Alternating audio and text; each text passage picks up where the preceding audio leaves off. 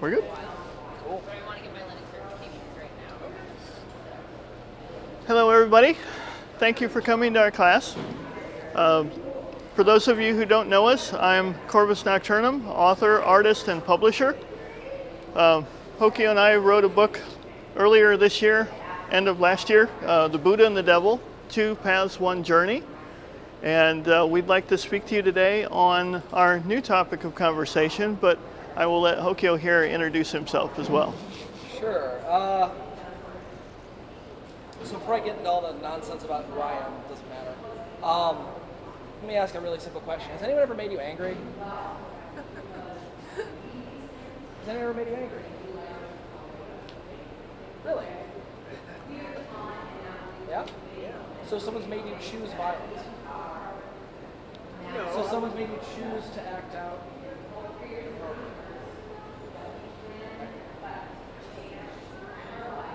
Who I am doesn't matter. I can get to that in a minute. But to really get the depth of insight that we're kind of pointing at is you have to understand first and foremost, no one's ever made you angry. Circumstances arisen, someone's acted like an asshole. Fear and sadness arises, and then from there we react out in an attempt to control. And the problem is that this happens in the most inappropriate times, with your loved ones, right? With your children, with people you care about, online, right? Someone says something stupid, racist, bigoted, whatever. And rather than show up with curiosity and whatnot, we show up with our 5-year-old self shouting and stamping up and down. So, get that. Me, very simple, ordained Zen priest, out of the area. We run services every Sunday over in Royal Oak at Life Learning Center. Been practicing for about a decade plus. Yeah. Wrote a book with this guy completely out of nowhere. Found the weirdest combination between a Satanist and a Zen priest you'll ever find. And found we actually agreed on a lot of things. Weirdly enough, very different in some areas of politics. Not entirely, but some areas. Some of our ways of framing things a little different. But some very clear insights to me that speak to a higher truth, a capital T truth. One is free will. One is this idea that we are absolutely 100% able to choose. I believe it was last year at House Kepru that we gave our first talk. Hokio's basic premise was own your own shit and take responsibility for your actions was mine. And we found we had so much common ground in just talking to one another, and the audience really resonated with what we had to say. So we've decided to turn these talks into an ongoing course for you guys to keep following the lessons that we have for you. Yeah, I mean, one of the things is we got introduced, this is kind of the introductory portion, we got introduced by a guy named Kyle, weirdest guy ever. He basically hooked us up at Convocation, said, hey, you guys might like each other. And we said, you know what, let's throw together a class, see what happens. The class went over well, so we did the same class again at Kepru, and this time taped it. And suddenly we had this book. He found a great person to do transcription, and that's how this ended up happening. Free will is not the only concept, though. We found other commonalities. So one of them is a big one is this idea of staying conscious in the face of insult and injury, staying capable to be able to be here and present in what's going on. Now, if you want to learn how to get high, there's lots of other classes around here to do that. There's tons of people that'll teach you how to talk to your ancestors, will talk to you how to wave energy, do all these kinds of things. And those are all useful. Don't get that twisted. But if you can't actually show up authentic, compassionate, and engaged in your life, all that's just parlor tricks. It's just a fucking magic show at that point. You should just be pulling rabbits out of your hat, because at that point there's not really true engagement, true authenticity, true care. Where this actual class came from, and this was his idea, was I had had a bit of a interpersonal conflict. I had said something online that was a little risque. Didn't feel like seeing a particular gentleman with his shirt off. Ended up getting banned by Convocation, right? So suddenly got cut, no communication, other than a really shitty email from someone that shouldn't have been using that email account. And so I showed up. Of course, this is the year our book comes out. Me and Corvus are talking. I'm saying, what the fuck am I gonna do? Like, how do we handle this? How do we handle this going forward? And he goes, we could turn it into a class. Use it as a teaching lesson of how people should properly handle problems and conflicts. Yeah. How can we actually make this work? So it's like, okay, in this circumstance I screwed up, take ownership for it, then move on. Deal with it appropriately. But then what I started noticing is it's one of those things, like once you see it, you can't unsee it, that old internet meme, right? Once you see the actual problem, it's everywhere. If you have a hammer, everything's a nail. So what I started noticing is that in these magical communities, there's this never-ending source of drama and conflict. And it creates this bizarre sinkhole of constant suck of energy, which is really unfortunate, because as I said in my class yesterday, it's like the alt-religion folks, pagans, Wiccans, shamans, they're touching into a lot of subtle practices, really intense stuff that's useful, in fact, actually necessary for the transcendent traditions. The problem is that because they don't have precepts, they don't have a long-standing history, there's no ethos. There's a very vague set of code of ethics that people kind of follow when they feel like it, like we all do with all the ethics, right? And so we got into this question back and forth over Messenger about, so how do you handle this stuff? What would that look like?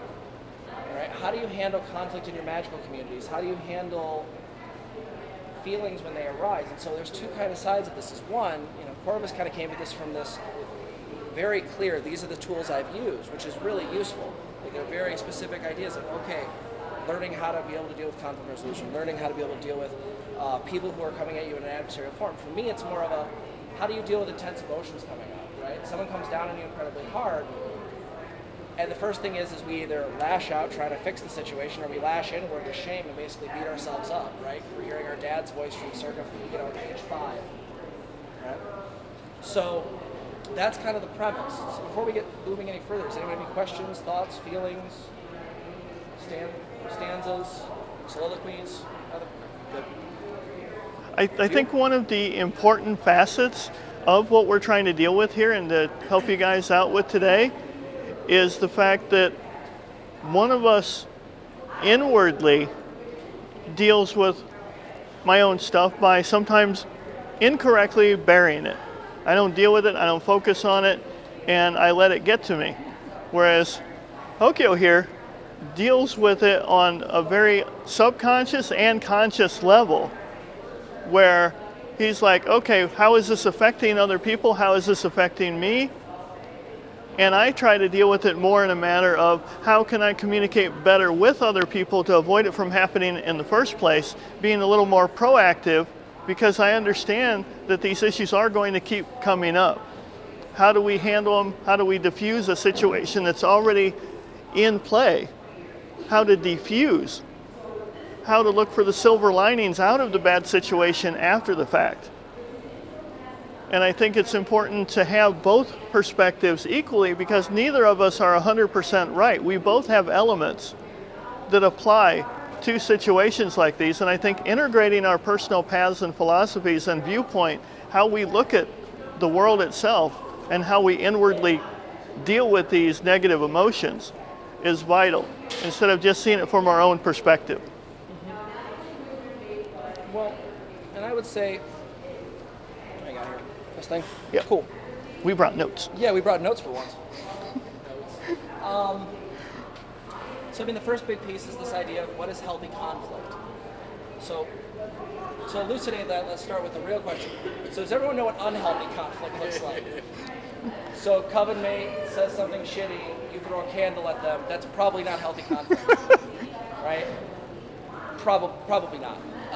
They might deserve it. If they're coming at you, well, maybe it's self-defense. Acknowledge your rage, of course, but don't act it out instantly.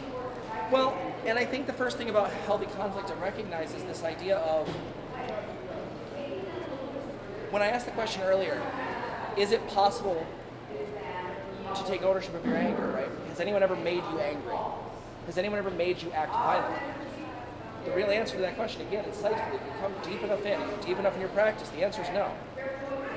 No one can ever make you act violently, and that's the key word there. Is there's a difference between feeling and behavior, right? And the way I always elucidate this is very clear. There's lots of issues and things that everyone cares deeply about, but they don't act out and they don't start throwing punches or yelling at people or calling people swear words online, right? So there's obviously something called anger. We're not saying anger's not real.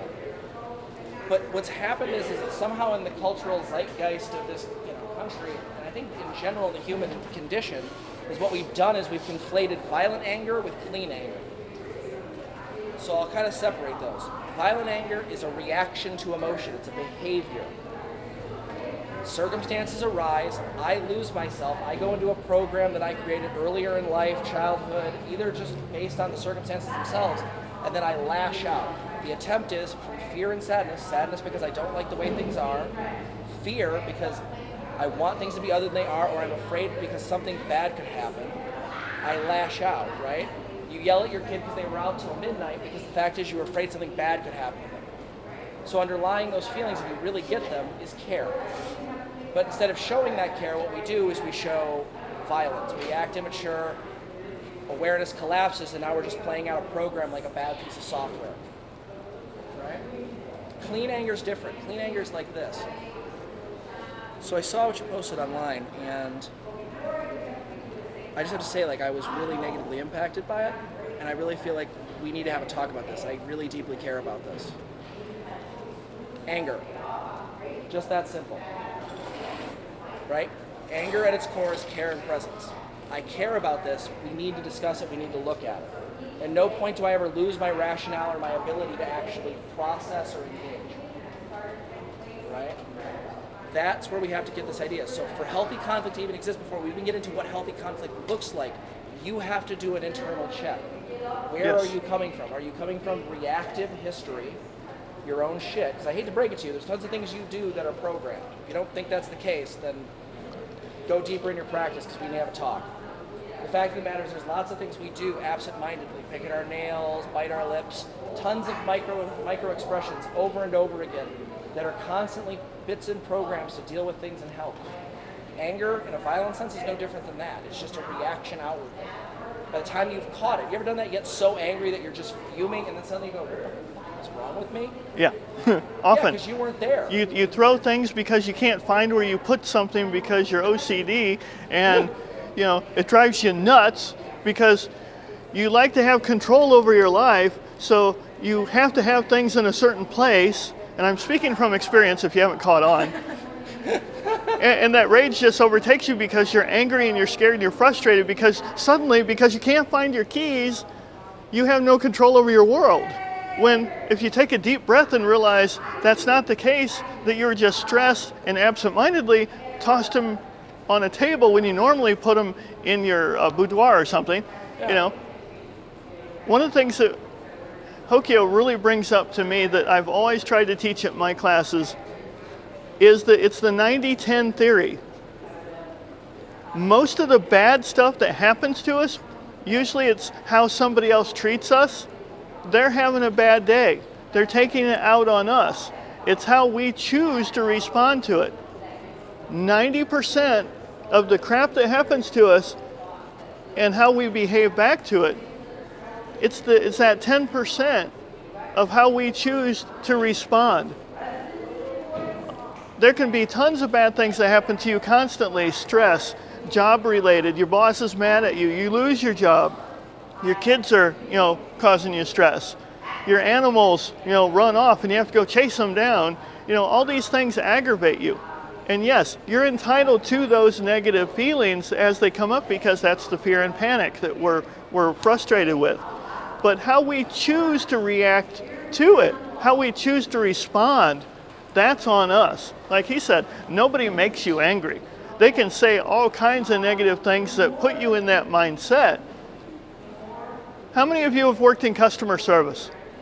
Okay, every one of you, all right.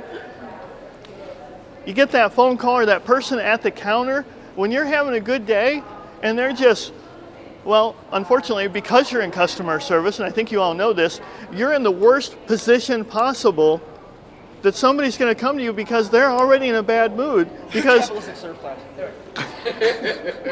You're there to help defuse and solve their problem. And they take out the problem on you, even if they don't mean to. Your best solution in this case is to take a deep breath, realize that you're not the enemy, try to defuse the situation and calm them down so you can best help them. Knowing how you should react ahead of time, knowing that that position is going to put you in that place. The worst thing you can possibly do is act hostile back and take it personal. Because that's what human beings do. We feel that rage and frustration coming at us, and how do we respond? We react in anger and hostility back because we feel we're under attack. When all that's going to do is escalate the problem, you're not communicating, you're not open and honest with what the real feeling and situation is. So how can you come to a peaceful resolution? Just take a deep breath, calm down, try to get them to calm down as soon as you can. Understand and relate to what it is that they're feeling. Put yourself in their shoes. Instead of reacting hostile back, go, okay, how would I feel if this were my problem? Say, okay, how can I help you? And I think this can go not just in customer service, but that's just the example. I think we can translate this into a relationship problem or a group community problem, because those are relationships. It's just not just with one person, it's with multiple people at the same time. Yeah, and so I'll even take it a little bit further. So like the basic idea of just taking on the other person's perspective and trying to at least spontaneously create empathy is not a bad idea. It's not a bad starting place. What I would say is that if you go deep enough in your practice, right, if you're having a regular daily sitting practice with a right understanding, what ends up happening is you actually start noticing less of those negative feelings coming up. And that's not because those feelings go away. It's not because they're suddenly better than human. What it is that often where these feelings come from is the way in which we internalize them. It's based on the circumstances going on. Often, the interpretation of a negative feeling happens like that, right? So instead of sitting in our body and consciously going, okay, I'm noticing discomfort in my stomach, tension in my shoulders, my arms are heavy, legs are heavy, they're cold, okay, I'm in fight or flight right now. I'm nervous and I'm currently triggered. So instead of recognizing that I'm triggered, right, that I'm suddenly all up full of energy, I'm ready for a fight or I'm ready to run, instead of recognizing that, I act out from it. What I would say is if you go deep enough in your practice, you can stop, even just taking that deep breath, stop and come to a place where you recognize, oh, wait, I can stop here and actually act from care, or ask to step away for a moment to recollect myself, right? I am not in any way beholden to the flood of hormones and neurochemicals that have been sort of triggered in me based on my particular, homopathologies I call a self. Right? So it's like, in some ways, the stuff we're pointing at, we're trying to give just tiny little morsels. But the thing is that there's actually a lot of depth to what one can do here. You can get into a place where things like these arise, and instead of having to take a deep breath and try to manage your rage for the 8,000th time, eventually, if the ego's aware enough, you get fucking bored of it. It's not even that it's annoying. It's not even that it's hard anymore. It just becomes boring.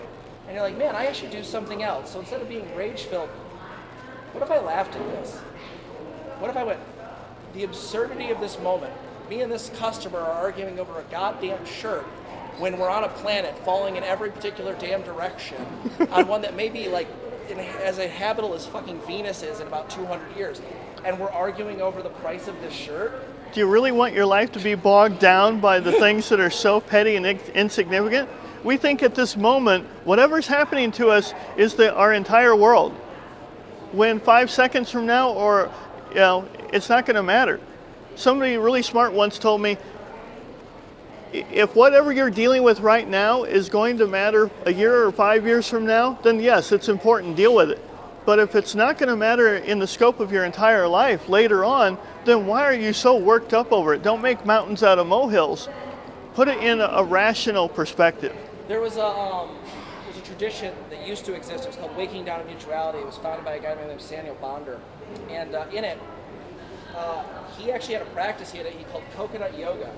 It sounds silly, but basically what his premise was is when you realize you've negatively impacted someone, regardless of your framing or regardless of your particular stuff in the situation, it's literally, metaphorically, metaphorically, you just let your head hit the ground like a coconut, just dunk. I'm sorry. No bullshit, no, but you did this, no, but do you understand where I was coming from, or any of that nonsense? It's simply, I'm really sorry I negatively impacted you, right? Can I actually say that, honor it, come from a place where this is meaningful, instead of trying to still subtly win the argument, or just using this as a new strategy, right? This is where, again, coming back to this notion of healthy conflict, part of it is, and I think we talked about this at one point in there, is this idea of, for conflict to matter, we have to stay present. And then there's a question that arises. What is your metric for success here? There's a great book by Mark Manson called The Subtle Art of Not Giving a Fuck. Yeah. Fucking great book. And basically, he talks about it, like, one of the big issues people get into is they don't set the metric for what their success is. If your metric is to be 100% right, in this conversation, spoiler alert, that doesn't work. You're going to be miserable and happy all of your life. If your ego's attached to this idea that I have to be 100% right, you now set yourself up for a metric that is impossible to sustain. In the book, he actually elucidates the difference between two musicians. One of them was the guy who was with the Beatles before the Beatles got big. Yes. And the other one was the gentleman who was with Metallica before they got big. One of those guys ended up being, the leader of Megadeth, huge, making millions and millions of dollars. And that guy feels like a failure because he never beat the band he got kicked out of. Because his metric for success was beat Metallica. He wasn't able to separate from where he was before to saying, I'm loved by everybody, I did a great thing on my own. He was always competing with other people. And I got to tell you guys, what I got from that when I read the book is the only person you're truly ever should be in competition with is the person you were yesterday. Not with anybody else. You can't put yourself in the same measurements of any other human being because you don't have their background, you don't have their baggage, you don't have their intellect, you don't have their skill sets. You can be similar to somebody else, but it has absolutely nothing to do with you. Yeah. So one of the things that's really interesting is when you start coming from this depth, you notice what you framed as conflict before, conflict actually becomes rarer. There's actually a real depth or gauge to this.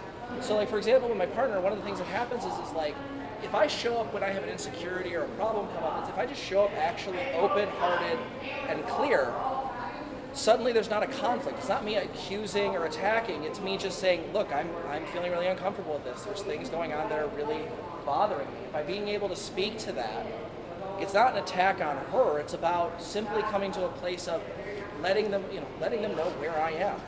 Suddenly, open and honest. Yeah, instead of it being a conflict, now it's just a dialogue. Because the metric here, and this is the metric I set in my brain, is I never, ever, ever with my partner want to set the metric of winning. The metric for that relationship is, in my mind, is to grow and deepen. If what I'm doing is not leading to a deeper and deeper level of intimacy and connection, why the fuck am I doing it? I rarely watch reality TV, but you made me think of some dating show that I was bored one night. We were flipping channels, and it was this one guy who they were like married at first sight, some stuff like that. And this guy really got into it with this girl playing ping pong, and he had to win every single game. And she's like, dude, this isn't fun. And he's like, I gotta win. It's who I am. I gotta be the conqueror, that. And she's like, okay, we're done. She couldn't handle the fact that he was that aggressive, and he's like, well, you gotta be successful, you gotta work hard, you gotta win, you gotta want to win. And those are great traits, don't get me wrong, I'm all about that. Go for what you want. It's part of my personal theories of getting what you want out of life. But when you take it to such an extreme that you can't even deal rationally with another human being in a relationship, let alone life in general, everybody is going to do what that lady did to him. They're going to be like, see ya. Is that what kind of life you want? Because you can't handle your feelings people that do that are people that are so insecure